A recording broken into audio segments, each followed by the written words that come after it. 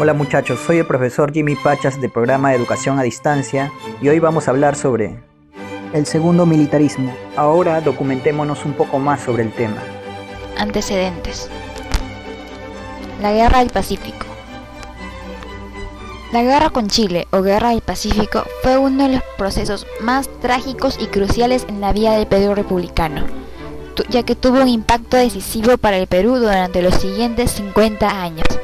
Entre 1879 y 1883 se enfrentaron la República de Chile contra las repúblicas del Perú y de Bolivia. También se le ha denominado la Guerra del Guano y del Salitre.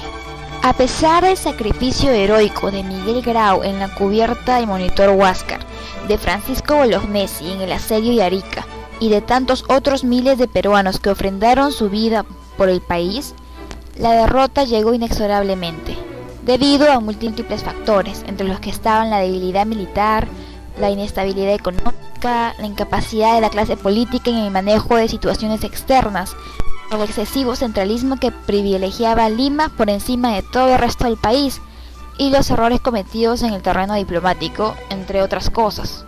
Consecuencias: Perú después de la Guerra del Pacífico. En el aspecto económico, Perú estaba pasando por una crisis económica, puesto que había deudas pendientes, fuga de capitales, paralización del comercio exterior y la posición de billetes devaluados. Mientras que en el aspecto social, en el Perú había cierta ausencia de figuras políticas, militares que tomaban el poder. A esa etapa se le llamó segundo militarismo, la mala situación de las Fuerzas Armadas y la pérdida de confianza y sentimiento de inferioridad. Desde 1884 a 1895, los caudillos militares, a pesar de haber sido vencidos en la guerra, fueron los únicos con la fuerza suficiente para ejercer el poder debido a las pérdidas humanas y materiales como consecuencia de la guerra. Miguel Iglesias fue el primero en gobernar el país luego de la guerra. A pesar de no contar con el apoyo de la sociedad peruana, su gobierno inició las obras de la reconstrucción del país. Se encargó de la reapertura de la Universidad de San Marcos, de la reconstrucción de la Biblioteca Nacional, de la construcción del muelle y dársena del Callao y las negociaciones con algunos acreedores extranjeros. En las elecciones de 1886, Cáceres, quien se había sublevado en contra de Iglesias, se presentó a la cabeza del nuevo Partido Constitucional. Debido a su popularidad, su triunfo fue abrumador. El gobierno de Cáceres inició en 1886, imponiendo una política de austeridad en los gastos burocráticos. Reorganizó el ejército y la marina y centró su interés en una adecuada instrucción militar. Asimismo, procedió a anular el billete fiscal, que intentó compensar la desaparición de la moneda, ya que carecía de valor real. Del mismo modo, en busca de una solución rápida a la bancarrota fiscal, firmó el contrato Grace con los acreedores extranjeros y promovió la inversión de capitales extranjeros. De las políticas económicas de Cáceres, la que mayor impacto tuvo fue la firma de un contrato con Michael Grace, representante de los tenedores de bonos de la deuda peruana. Dicho contrato, aprobado por el Congreso en octubre de 1889, establecía la formación de una compañía de tenedores de los bonos de la deuda peruana, la Peruvian Corporation. Dicha compañía administraría durante 66 años los ferrocarriles peruanos. Además, recibiría 3 millones de toneladas de guano, autorización para la libre navegación por el lago Titicaca y el pago de 33 anualidades de 80.000 libras esterlinas cada una.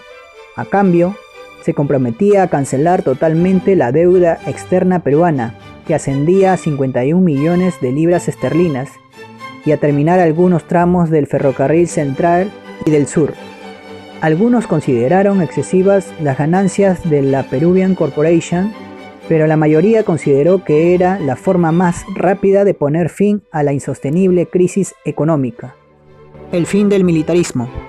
Cáceres culminó con éxito su primer gobierno y convocó a elecciones, en las que obtuvo la victoria el candidato oficialista Remigio Morales Bermúdez, quien murió pocos meses antes de terminar su mandato, en 1894. Se convocaron a nuevas elecciones en las que fue elegido Cáceres. Esta nueva elección fue abiertamente cuestionada debido a la manipulación del proceso electoral por parte del Partido Constitucional. El enfrentamiento entre caceristas y los opositores al régimen culminó en una guerra civil. Se formó entonces una coalición nacional integrada por el Partido Demócrata, liderado por Nicolás de Piérola, y la Unión Cívica, integrada por algunos civilistas, que manifestó su rechazo al militarismo y al contrato Grace. El 17 de marzo de 1895, Piérola ingresó a Lima y se inició una sangrienta lucha. Poco tiempo después, Cáceres se vio obligado a exiliarse. Se organizaron las elecciones, donde resultó elegido Piérola gracias al apoyo de los civilistas. El gobierno de Nicolás de Piérola, desde 1895 a 1899. La característica más resaltante de este gobierno fue la austeridad estatal, que evitó en lo posible la política de empréstitos o de incremento de impuestos. Delegó la preparación de los presupuestos de la República a sus ministros y al Parlamento, con el fin de satisfacer las necesidades del país con recursos propios. Se creó la Compañía Recaudadora de Impuestos. Se estableció como moneda oficial la libra de oro y se estableció el estanco de la sal. En cuanto a la defensa nacional, se contrataron los servicios de una misión militar francesa para modernizar el ejército. Piérola presionó diplomáticamente a Chile para firmar en 1898 el protocolo Billinghurst-Latorre, que estableció una junta para la realización de un plebiscito. Dicho documento fue aprobado por el Congreso peruano, pero no por el chileno. Se inició entonces una política de chilenización en Tacna y Arica, caracterizada por una migración chilena masiva y hostilidades en la población peruana. Bien muchachos, hemos llegado a la parte final. Me despido. Suerte.